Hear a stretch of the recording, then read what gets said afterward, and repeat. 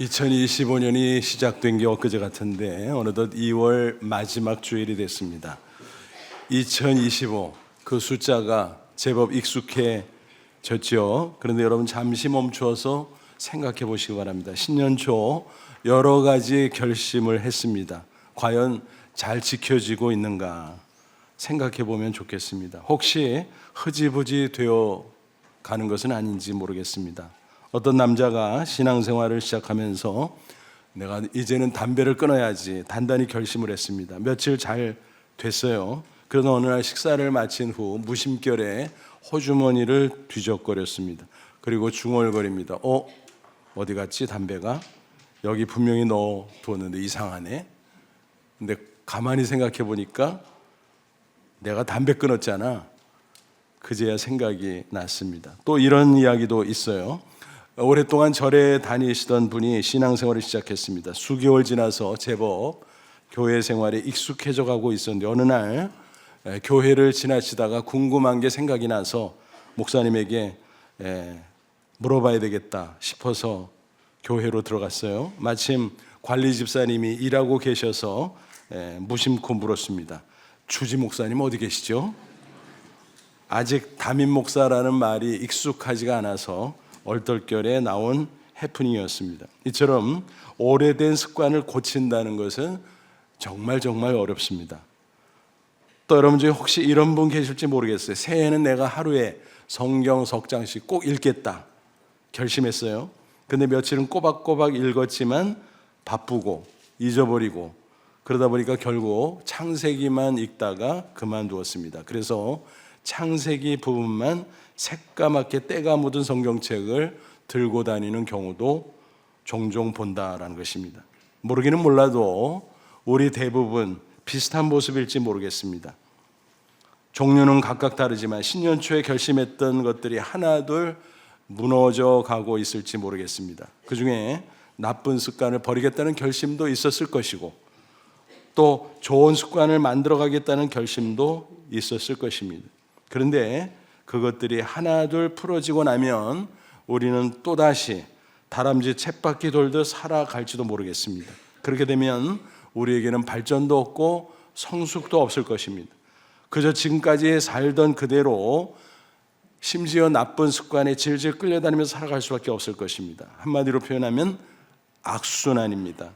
여러분 신앙생활이 과연 뭘까요? 물론 우리는 예수님의 대속의 복음을 믿음으로 죄와 사망에서 구원받았어요. 하나님 자녀, 천국 백성 됐어요. 언제라도 천국에 들어갈 자격을 갖췄다는 거예요. 하지만 이 세상에 사는 동안 우리가 감당할 책임이 있다는 사실 명심해야 될 것입니다. 그것은 동시에 특권이기도 합니다. 뭘까요? 예수님을 닮아가는 것입니다. 그 과정을 성화라고 부르지요. 하나님의 자녀 신분을 취득했으니 이제는 그에 합당한 모습으로 변화되는 것 너무너무 당연하다라는 것입니다.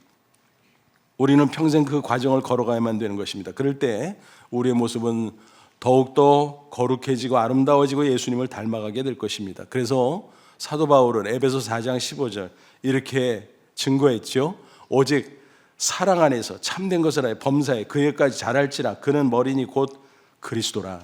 그래서 계속해서 예수님을 닮아가자라는 것입니다. 그뿐 아니라 우리의 삶 속에서 예비하신 더 풍성한 은혜와 생명과 축복을 갈수록 풍성하게 누리자라고 하는 것입니다.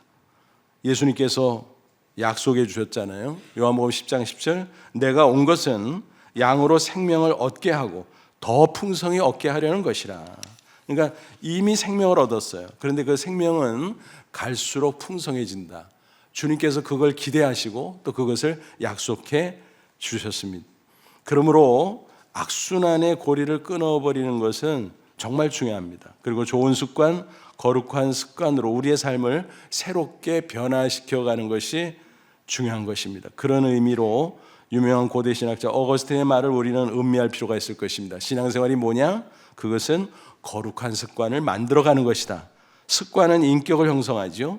그리고 인격은 우리의 생애를 좌우합니다. 결국 나쁜 죄악의 습관으로 이어진 악순환의 고리를 끊어버리고 거룩하고 좋은 습관을 형성해 가는 것, 그것이 신앙생활인 것입니다. 말하자면 악순환을 선순환으로 바꾸자는 것입니다.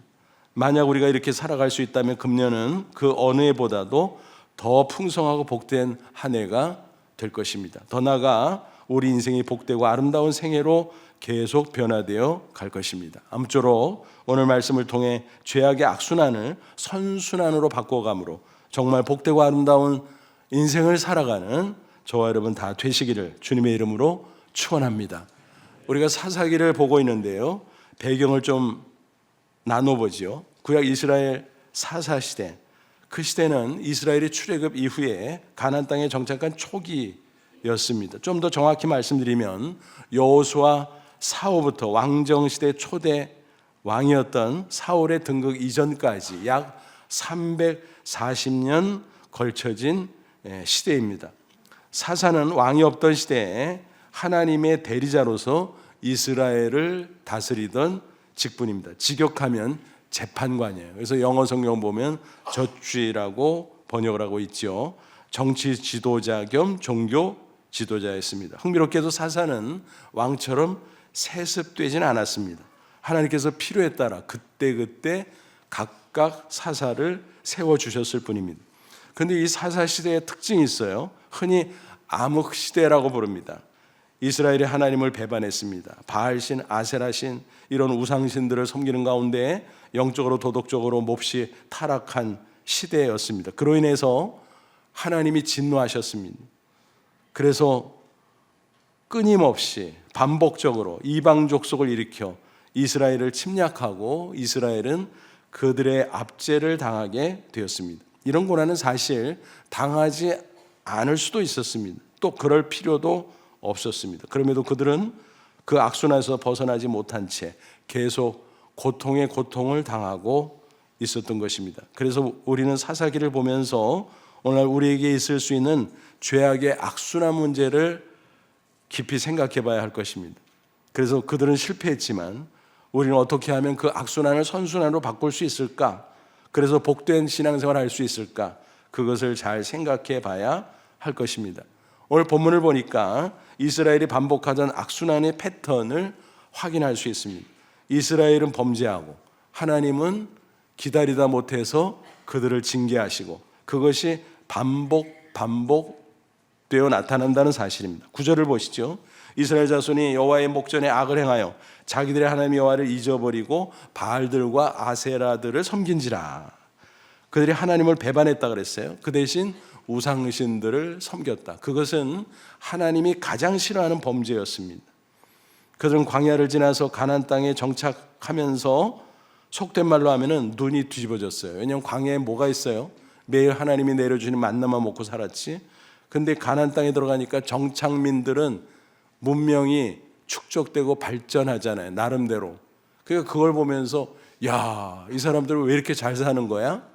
사실은 자기들도 하나님의 은혜 가운데 그렇게 될 수 있는데 오해를 한 거죠. 마치 바알신, 아세라신 그런 가나안 땅의 토속신을 섬겼기 때문에 그렇게 잘 사는 것처럼 오해를 했던 것입니다. 그래서 하나님은 형식적으로 믿고 실제 마음은 바알 아세라 신에게 더 가까이 하게 되었다라는 것입니다. 그러다 보니까 하나님의 말씀을 거스르고 또 죄악에 점점 깊이 빠져들어갈 수밖에 없었습니다.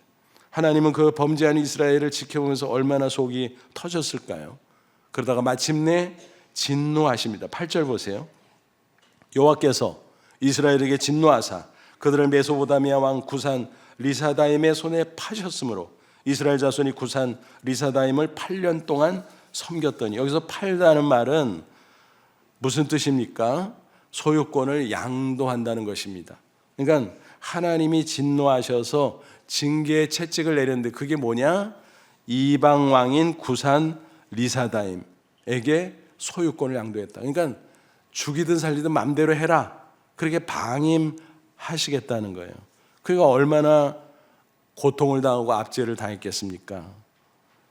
결국 이스라엘은 그 압제 하에서 8년 동안 고통을 당할 수밖에 없었습니다.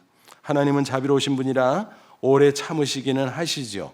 하지만 동시에 공의로운 분이기 때문에 영원히 참으시는 않습니다. 데드라인을 넘어가면 반드시 공의로 징계하십니다. 심판하십니다. 징계는 하나님의 백성을 향한 하나님의 또 다른 방식의 사랑입니다. 히브리서 12장 6절 8절 주께서 그 사랑하신 자를 징계하시고 그가 받아들이시는 아들마다 채찍질하심이라. 징계는 다 받는 것이거늘 너에게 없으면 사생자여 친 아들이 아니니라. 이스라엘이 하나님의 택한 백성, 하나님의 자녀이기 때문에 그들이 잘못된 길로 계속 나갈 때 결국 그들을 제지하고 징계하심으로 바로 세우신다라는 것입니다. 이처럼 하나님의 징계로 고통에 빠졌던 이스라엘, 그제야 정신이 번쩍 나죠. 그래서 하나님 앞에 울며 불며 기도하기 시작합니다. 그러면 또 어때요? 하나님이 불쌍하잖아요. 그래서 봐주십니다. 그럴 때 사사를 세워주는 거예요. 그때 세워진 사사는 온니엘이었습니다. 온니엘이 여호와의 영 즉 성령으로 충만한 가운데 전쟁에 나가서 싸웁니다. 구산 리사다임을 쳐부쉈지요. 그래서 이스라엘에게 다시 평화가 왔습니다. 평화의 시기가 얼마 동안 지속됐다고요? 무려 40년. 그러니까 징계는 8년이었는데 평화는 40년. 그러니까 하나님이 얼마나 자비로운 분인가 하는 것을 우리가 알 수 있겠죠. 하나님은 그렇습니다. 이스라엘이 평화롭기를 원하시는 거예요. 그들이 얼마나 심각하게 타락하고 범죄하고 악순환에 빠져 있었으면 거기서 빼내느라고 징계하셨을 뿐이다 라는 것입니다. 그런데 안타까운 것은 그들의 회개가 온전한 것이 아니었다는 사실입니다. 일시적이었습니다. 거칠이었습니다. 당장의 고통만 모면하려는 임시의 변통이었습니다. 그래서 또다시 그들은 또 범죄하고 또 그 결과 하나님이 기다리다 못해 징계 내리심을 당할 수밖에 없었습니다. 12절 보세요. 이스라엘 자손이 또 여호와의 목전에 악을 행하니라. 여기서 또라는 말이 중요합니다. 히브리어 성경 원어로 야사프라는 단어인데 영어 성경 보면 once again 그렇게 번역되어 있어요. 또 사사시대를 묘사하는 중요한 단어입니다. 그래서 곳곳에 또 끊임없이 그들의 범죄를 서술하고 있습니다. 결국 하나님이 진노하셨다는 것입니다. 하나님의 징계도 계속될 수밖에 없었다는 사실입니다. 온니엘 사사가 죽은 후에 이스라엘은 또다시 범죄했고 그 결과 하나님의 진노로 어떻게 됐다고요? 모압왕 에글론이 일어나서 그들을 침략하고 압제를 합니다. 에글론은 암몬과 아말렉 족속까지 규합해서 연합군을 편성해서 침략해 왔습니다. 당연히 재간이 없죠. 종려나무 성읍이 함락됐다 그랬어요. 여리고성이죠. 여리고성은 아주 귀한 곡창지대예요. 그런데 거기가 함락되고 나라가 망한 거죠. 그래서 무려 18년 동안 압제를 당합니다. 그 전에는 얼마 동안 그랬어요? 8년. 근데 늘어났죠. 18년. 와, 엄청 길어졌어요. 또 징계의 강도도 점점 세졌음을 알 수가 있습니다. 그러니까 이스라엘이 끊임없는 악순환을 되풀이하면서 더 깊이 고통 속으로 빠져들어갔다라는 것입니다. 이런 식으로 사사시대는 한마디로 말해서 악순환 그 자체였던 것입니다. 이스라엘은 어리석게도 고통을 당하면서 일시적으로 회개하고 하나님의 자비로 숨통이 트이면 또다시 그네를 망각하고 범죄하고 타락하고 악순환을 거듭하고 그랬던 것입니다. 그러니까 악순환의 근본 원인은 범죄지만 사실은 좀 더 정확하게 말하면 일시적인 회개였다는 사실입니다. 이런 악순환의 고리를 멈추려면 온전한 회개를 해야 되겠죠. 그래야 새로운 삶으로 변화될 수 있고 선순환으로 나아갈 수 있는 것입니다. 사람은 누구라도 죄를 범할 수 있어요. 예수 믿고 구원받았다고 할지도 마찬가지예요. 왜냐하면 아직 육체를 가지고 있기 때문에 욕망이 있잖아요. 욕망의 유혹을 받습니다. 또 죄 체계에서 구원받았지만 죄성은 아직 남아있는 거예요. 그래서 그 유혹에 흔들릴 때도 있어요. 죄를 짓는 게 잘하는 건 아니지만 그럴 수 있다는 것입니다. 문제는 그 이후에요. 정말 철저하게 회개하고 새롭게 변화되면 하나님께서 얼마든지 사하시고 또 얼마든지 전화위복의 계기가 될 수 있다는 사실입니다. 그런데 불행하게도 이스라엘은 그러지를 못했습니다.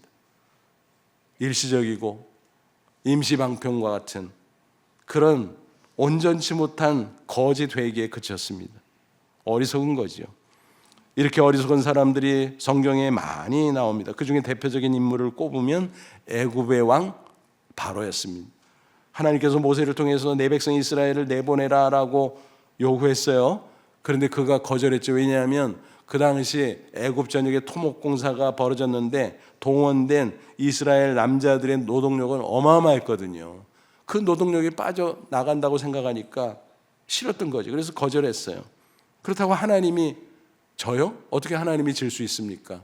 결국 모세의 고집을 꺾어야 되니까 말로 안 되면 어때요? 매를 들어야지. 그래서 재앙이 시작됩니다. 첫 번째 재앙. 벌벌 떨죠. 큰일 났다 싶어가지고 모세에게 야 모세 네 하나님에게 기도해서 좀 이거 좀 없애줘라 봐줘라. 그래서 그렇게 했더니 또 변심했어요. 내보내주겠다고 약속했던 것을 그냥 또 걷어차버렸어요. 그럼 어떻게 돼요? 두 번째 재앙. 계속 반복. 그래서 10번째 재앙. 10번째 재앙의 내용은 뭐라고요? 장자 죽음의 재앙. 모든 집안의 장자는 다 죽어. 심지어는 감옥에 가 있는 사람의 장자까지 죽어. 그러니까 바로 왕의 장남 왕세자도 그때 죽임을 당했습니다. 그러고서 할 수 없이 두 손 두 발 달고 야 나가라 빨리 나가라. 그래서 이스라엘 출애굽이 가능하게 되었다는 것입니다. 그러니까 바로 왕은 뭐예요?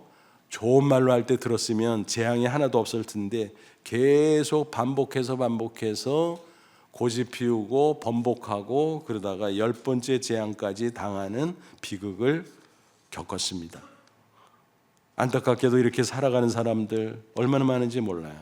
이런 이야기가 있어요. 옛날 어느 마을에 마늘 도둑이 있었어요. 어느 날 마늘을 훔치다가 들켰어요. 원님에게 끌려갔습니다. 원님이 호통치면 내 이놈 어딜 도둑질을 하냐. 내가 너에게 벌을 주겠다. 근데 선택권을 줄 테니 골라보거라. 3가지를 제시했습니다. 마늘 100개 먹기, 곤장 50대 맞기, 벌금 1냥 내기. 너 어느 거 선택할래? 가만히 보니까 돈 내는 건 아깝잖아요. 그래서 아유 마늘 좋은 거니까 먹지 뭐. 그래서 마늘 100개 먹겠습니다. 그래 먹거라. 20개쯤 먹으니까요 속이 쓰리고 눈물이 나고 도저히 견딜 수가 없었어요. 그래서 아유 원님 이거 아니고요 곤장 맞을게요. 그래서 맞는데 한 20대쯤 맞으니까 정신이 하나도 없어요. 혼미해요.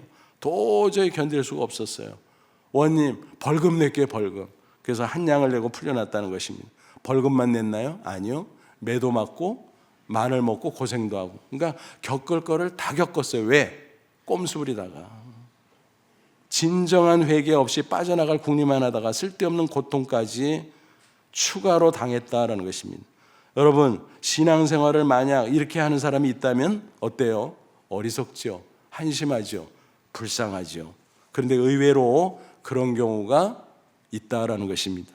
우리는 혹시 잘못된 습관에 빠져 있거나 죄를 범할 때 우물쭈물하거나 꾀를 부리면 곤란하다는 사실 꼭 기억해야 될 것입니다. 그렇게 하면 계속 악순환이 반복될 수밖에 없습니다. 우리의 삶이 계속 꼬이고 혼란해지는 것입니다. 그러므로 우리에게 혹시라도 잘못이 생기면 얼른 가급적 빨리 하나님 앞에 정직하게 회개할 수 있기를 바랍니다. 온전한 회개가 있을 때 신앙이 성숙해질 수 있어요. 전화위복이 될 수 있어요. 하나님께서 우리의 삶 속에 은혜를 부어주실 수도 있다라는 것입니다. 그러면 온전한 회개라고 하는 것은 과연 어떤 것일까요? 한마디로 말하면 전인격적 회개입니다. 인격의 3요소가 뭐예요? 지, 정, 의. 따라서 온전한 회개는 지정의의 회개입니다. 지적인 회개, 정적인 회개, 그리고 의적인 회개까지 포함되어야 하는 것입니다. 지적인 회개 뭐예요? 자신의 죄를 인식하고 고백해야 된다. 여기서부터 회개가 시작되는 것입니다. 지적으로 죄를 인식하지 못하면 회개는 시작도 못하는 거예요. 이것은 병의 치료와 비교해서 생각해 보면 이해가 빨라요. 예를 들어 병자가 있는데 자신이 인정하지 않아요. 내가 무슨 병에 걸렸어. 나 멀쩡해, 건강해. 그럼 그 사람은 의사를 찾아가지도 않고 병을 고칠 수가 없겠죠. 그래서 병의 치료는 무엇으로부터 시작되는가? 병식으로부터 시작된다고 합니다. 병식 뭐예요? 병의 인식. 나는 병자야. 나에게 병이 있어. 이거 고쳐야 되는데 그 인식부터 시작이 된다는 것입니다. 우리 신앙생활 마찬가지. 회개와 용서 그리고 변화는 죄를 솔직히 인정하는 고백하는 이 지적인 회개로부터 출발한다는 사실을 꼭 기억할 수 있기를 바랍니다. 그 다음에는 정적으로 죄에 대해서 애통함을 느껴야 됩니다. 이게 정적인 회개죠. 요엘서 2장 12, 13절에 이런 말씀이 나와요. 여호와의 말씀에 너희는 이제라도 금식하고 울며 애통하고 마음을 다하여 내게로 돌아오라 하셨나니 너희는 옷을 찢지 말고 마음을 찢고 너희 하나님 여호와께로 돌아올지어다. 구약 이스라엘 백성은 이런 관습이 있었어요. 회개할 때 마음을 표현하기 위해서 옷을 찢었어요. 머리에 재를 뿌리기도 했어요. 근데 그것은 외적 표현일 뿐 중요한 것은 알맹이죠. 마음속에서 죄를 깊이 뉘우치고 애통하는 그 자체가 중요한 것입니다. 근데 요엘 선지자 당시에 이스라엘 백성들은 겉모양만 가지고 있었어요. 속으로는 마음속에 무덤덤하고 죄를 인정하지도 않고 죄를 뉘우치거나 애통하지도 않고 그냥 겉으로만 옷을 찢고 흉내만 냈어요. 그러니까 선지자가 볼 때 얼마나 한심해요. 그래서 야 너희들 왜 옷만 찢냐, 마음을 찢으라고, 마음을. 그렇게 외쳤던 것입니다. 그런데 아무리 지적으로 감정적으로 회개한다고 할지라도 결정적인 게 하나 남아 있습니다. 그게 뭘까요? 의적인 회개인 것입니다. 이게 없으면 온전한 회개가 되지가 않습니다. 회개의 본질적 의미가 뭘까요? 돌아서는 것입니다. 방향전환입니다. 그래서 회개를 표현하는 구약 성경 히브리어 단어는 슈브, 신약 성경 헬러 단어는 메타노이아. 이 두 가지 단어 모두 뜻이 방향전환이에요. 방향전환. 그래서 죄에서 돌이켜 하나님에게로 돌아가는 것을 가리키는 것입니다. 180도 방향전환. 그리고 단순한 방향전환을 넘어서서 역동적인 의미가 포함이 되어 종합적으로 말씀드리면 의적 회개는 두 단계가 있어야 돼요. 하나는 죄악에서 떠나는 것이고 또 하나는 하나님께로 돌아가는 것이고, 그래서 죄에서 돌아서서 하나님께 가는 것, 이게 의적 회개라는 것입니다. 그러니까 회개를 다시 정리하면 이렇게 할 수 있어요. 죄악된 습관을 인정하고 고백하고 또 애통하고 그것을 단호하게 버리고 거룩한 습관으로 결단하는 것입니다. 이게 지정의 전인격적 회개, 온전한 회개인 것입니다. 일반적으로도 발전을 위해서는 냉정한 반성이 있어야 하잖아요. 신앙생활 두말할 필요가 없다는 거예요. 그래서 과거의 잘못 습관 얼마나 철저하게 끊어내버리는가, 그리고 전인격적 회개를 하는가, 그것이 성숙과 변화의 관건인 것입니다. 이런 이야기 아마 너무 유명한 일화라 기억하실 줄 알아요. 삼국시대 신라의 명장 김유신의 이야기입니다. 화랑시절 그의 어머니 만명 부인이 하루는 호되게 질책을 했어요. 내 이 녀석 나라에 큰 공을 세우고 그래서 왕을 기쁘시게 하고 부모를 기쁘시게 해야 할 것이거늘 어떻게 술만 마시고 여자만 쫓아다니는고, 그렇게 야단을 쳤습니다. 김유신은 그 책망을 듣고 결심을 했습니다. 내 이제 기생집 출입을 금하리라. 그런데 어느 날 말을 타고 귀가던 중 잠깐 졸았어요. 그런데 말이 저절로 알아서 갔어요. 어디로 갔을까요? 기생 천관녀의 집 앞에 딱 가서 멈췄습니다. 느낌이 있어서 눈을 떠보니까 아니, 천관녀의 집 앞이 아닌가. 또 도착한 것을 어떻게 알았는지 천관녀는 벌써 나와서 반갑게 맞이하는 것이었습니다.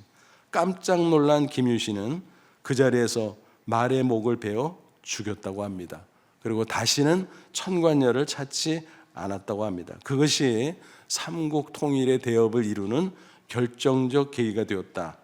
그런 이야기가 전해져 내려오고 있습니다. 우리 신앙생활도 마찬가지라는 것입니다. 온전한 회개는 나 자신의 악한 모습을 철저하게 부정하고 버리는 것입니다. 예레미야 23장 29절 여호와의 말씀이니라 내 말이 불같지 않으면 바위를 쳐서 부서뜨리는 방망이 같지 않아요. 하나님의 말씀을 비유했어요. 불같다, 방망이 같다. 그래서 방망이로 우리의 완악한 심령을 깨트려야 된다는 거예요.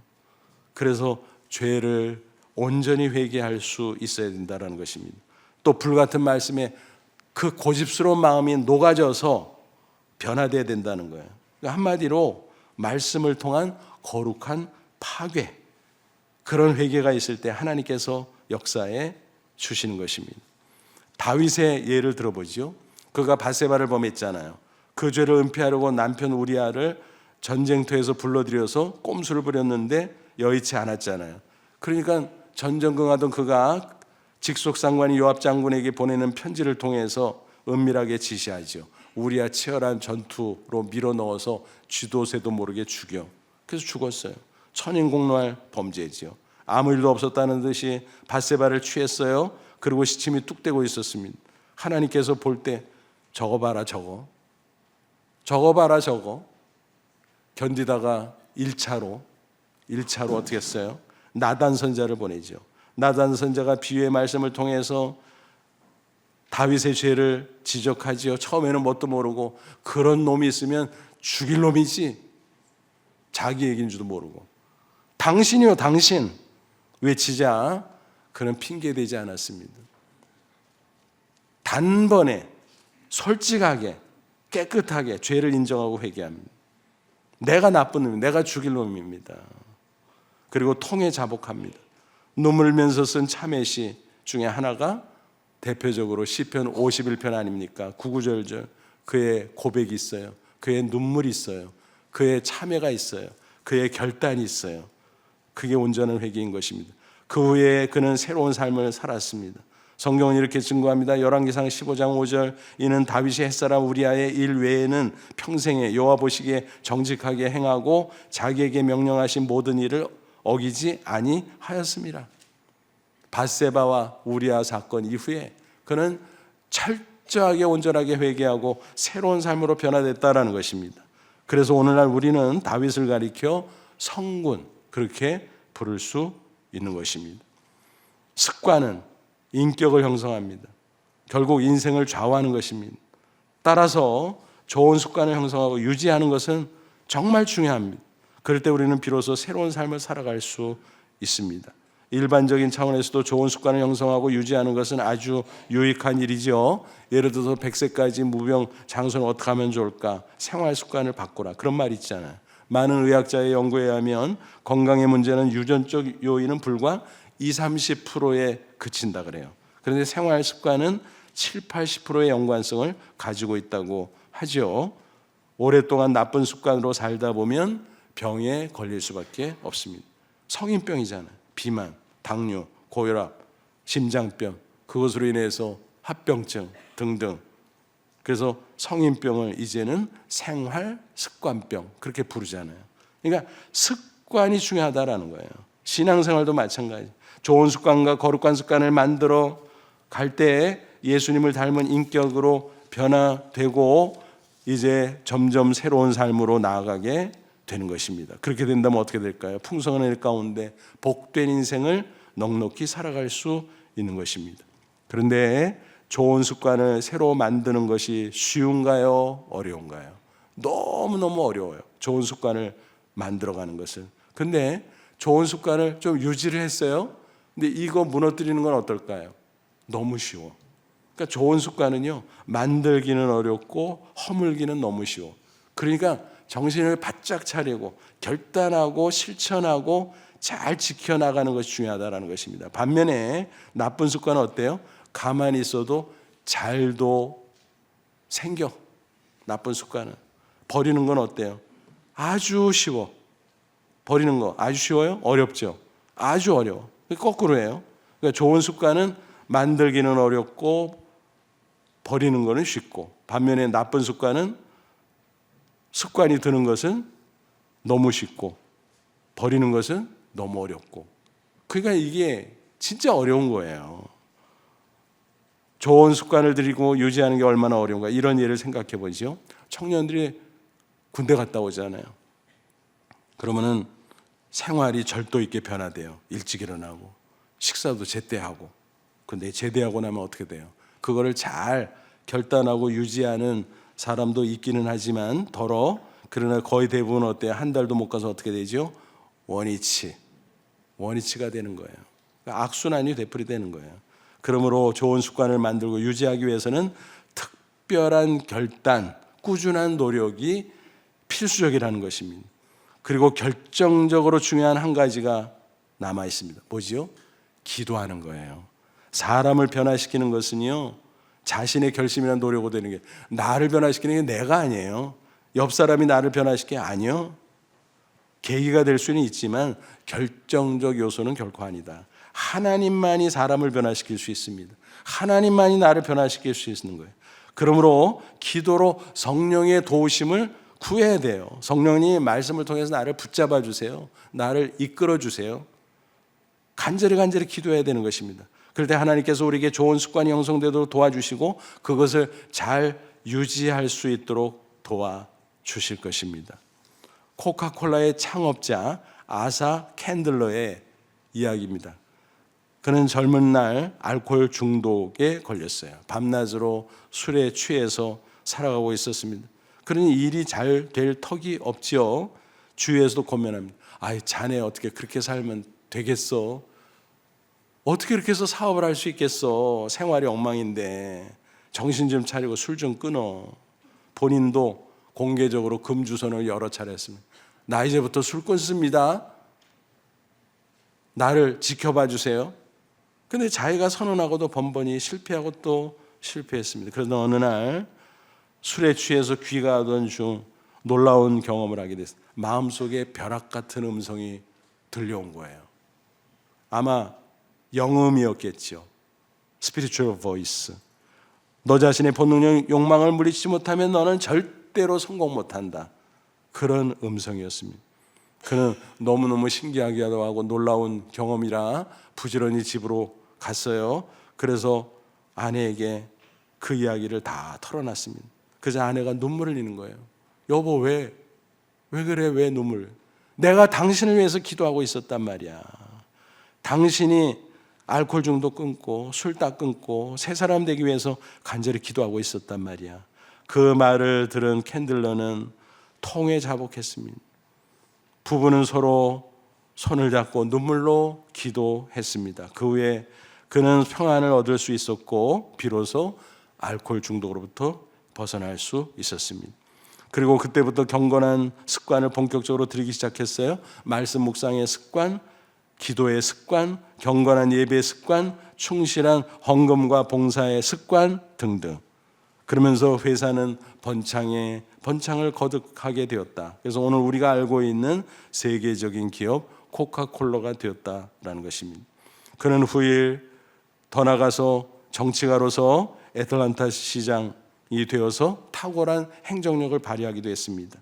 또 더 나가서 자선가로서 많은 학교와 대학, 특히 에모리 대학 같은데 거액의 기부금을 출연하기도 했고 선교 사업에 최선을 다해서 헌신했다고 합니다. 악순환을 선순환으로 바꾼 모범 사례라고 말할 수 있습니다. 여러분, 우리의 모습은 과연 어떻습니까? 10년 초의 결심이 잘 지켜지고 있습니까? 아니면 예전의 모습으로 돌아가고 있습니까? 혹시 이미 돌아간 것은 아닌가요? 혹시 사사시대의 이스라엘처럼 악순환 속에 머물러 있으면 곤란합니다. 조금이라도 그런 모습이 있다면 우리는 악순환의 고리를 과감히 끊어내야 할 것입니다. 그러기 위해서 온전한 회개, 지정의의 회개를 결단하고 실천해야 됩니다. 작심삼일이면 매일매일 결단하면 돼요. 매일매일 다시 도전하고 실천하면 돼요. 그리고 우리가 연약하기에 가장 중요한 거, 꾸준히 기도하십시오. 그럴 때 하나님께서 반드시 도와주실 줄로 믿습니다. 그렇게 되면 우리의 삶은 악순환이 아니라 선순환으로 변화되어 갈 것입니다. 그리고 금년은 최고의 한 해가 될 줄로 믿습니다. 그리고 우리의 남은 생에 정말 하나님이 축복하시는 풍성한 삶이 펼쳐지게 될 줄로 믿습니다. 아무쪼록 사사시대 이스라엘을 반면교사 삼아 악순환이 아니라 선순환의 신앙생활로 늘 승리하는 저와 여러분 되시기를 주님의 이름으로 축원합니다. 기도하겠습니다. 이 말씀 붙잡고 기도하자. 하나님, 그렇습니다. 악순환 속에 살아가는 우리들 불쌍히 여기시고 신년 초의 결심을 다시 떠올리게 하시고 다시 마음을 다잡게 하시고 다시 한번 결단하고 실천하고 나아가게 하옵소서. 그래서 악순환을 선순환으로 변화시켜 주께서 우리를 위해 예비하신 더 풍성한 은혜와 축복의 삶을 살아갈 수 있도록, 그리고 하나님의 영광을 빛낼 수 있도록 역사해 주옵소서. 우리 다 같이 간절한 마음으로 기도하시겠습니다. 자비로우신 주 하나님 아버지, 은혜와 사랑을 진심으로 감사합니다. 오늘도 귀한 말씀 통해서 다시 한번 우리의 심령을 깨우쳐 주시고 다시 한번 결단하게 해주신 것을 감사합니다. 우리의 모든 허물과 죄악, 나쁜 습관을 버리기를 원합니다. 주께서 말씀으로 성령으로 끊어주시고 우리를 붙잡아 주시고 선순환으로 이끌어 주옵소서. 그래서 세월이 갈수록 더욱더 아름답고 풍성한 삶을 살게 하옵시고 오직 하나님의 영광만을 드러내는 저희들의 인생이 되게 해 주시옵소서. 예수님의 이름으로 기도하옵나이다. 아멘.